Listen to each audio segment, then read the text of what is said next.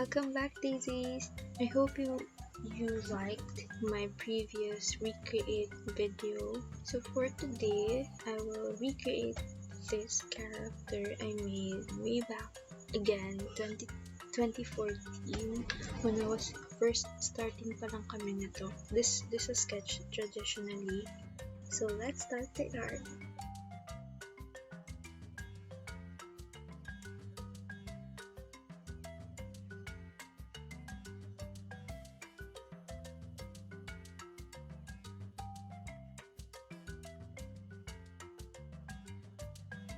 Using reference photos really helps, especially kapag nagsastart pa lang tayo mag-drawing. Before, lagi yung mga hands, laging nakatago yan sa likod. Who can relate, diba?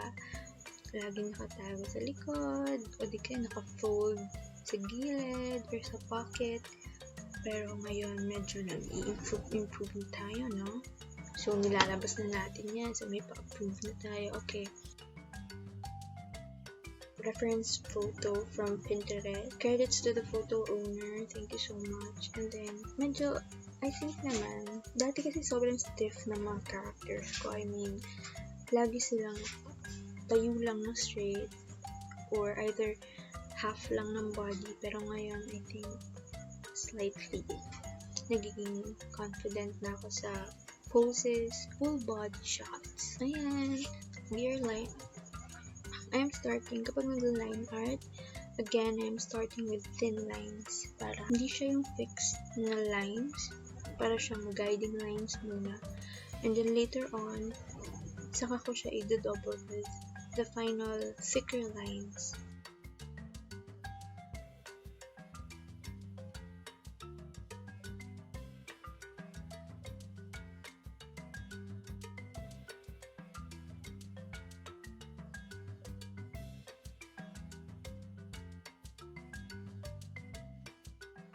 So with the hair, I don't know kung bakit ganyan yung hair niya.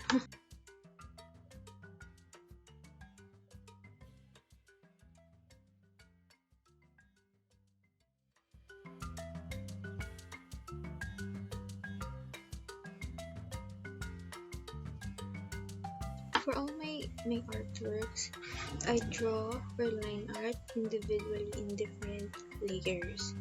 So with the body, hair, face, and the dress, same as with coloring. Kasi mahirap nang mag-messed up with one layer and then lahat sila nandoon.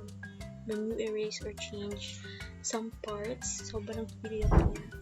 Especially when you're palapit na. Like you're palapit ng matapos and then nagkamali.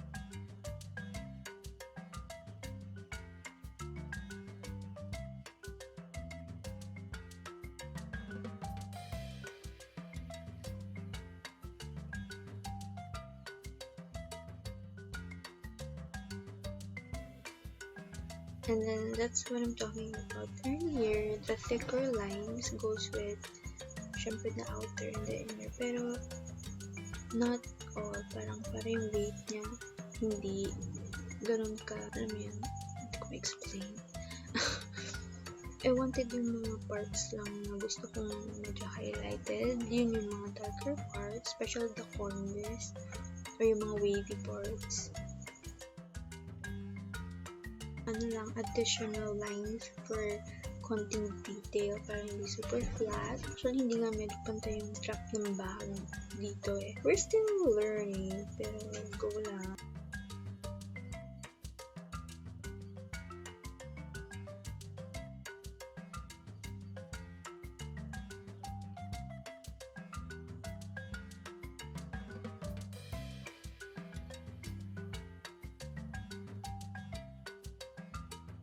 I love your skirt. May mga ganun-ganun. May parang konting pa-curve dyan. I love it.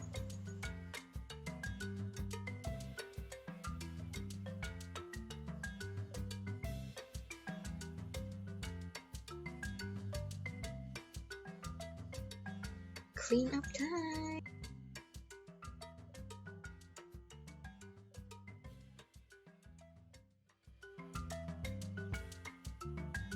coloring. And for the colors, ayan, I am starting with the skin. And then, tip pala to. I mean, for me, it works for me. Yung clipping tool, it helped me so much, especially when you have changes later on sa colors. And it helps a lot when you shade or highlight.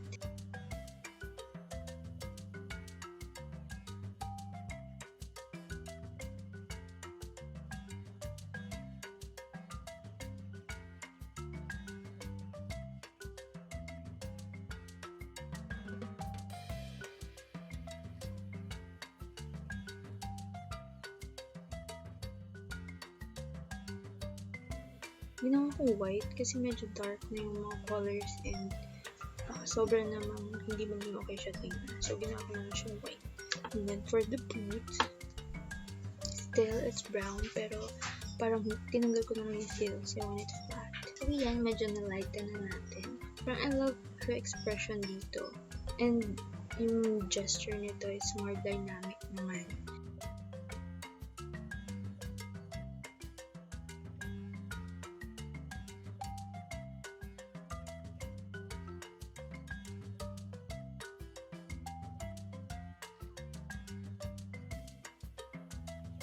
So, ayun, nagsastart na ako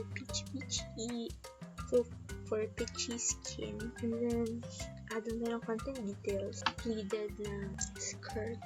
Yung medyo kikay-kikay.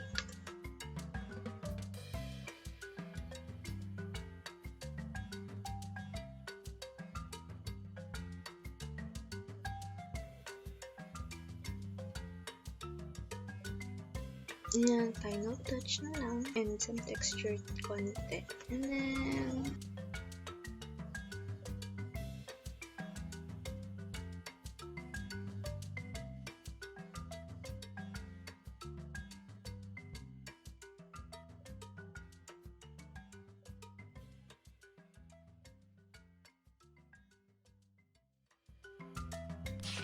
so here it is with some, I added some konting effect. Ayan siya, the Kiko girl.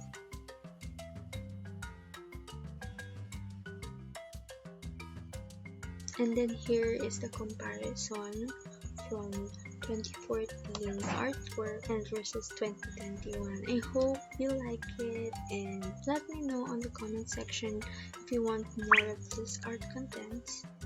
Thank you so much for watching. Let's continue growing.